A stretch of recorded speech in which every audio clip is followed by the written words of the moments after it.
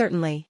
Kai med ma muang, also known as Thai cashew chicken or gai pad med ma muang, is a delightful stir-fry dish that combines tender chicken, crunchy cashews, and vibrant vegetables.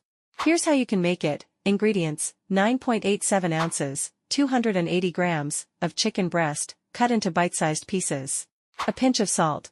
Half a cup of cooking oil. 7 dried Thai chilies. 1 cup of raw cashews. Instructions: fry the chicken, heat vegetable oil in a pan. Add minced garlic and fry until aromatic.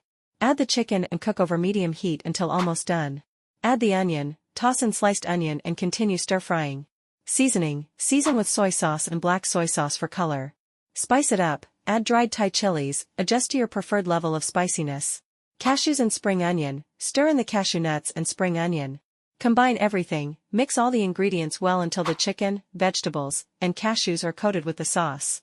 Serve, garnish with fresh cilantro leaves and serve with steamed jasmine rice.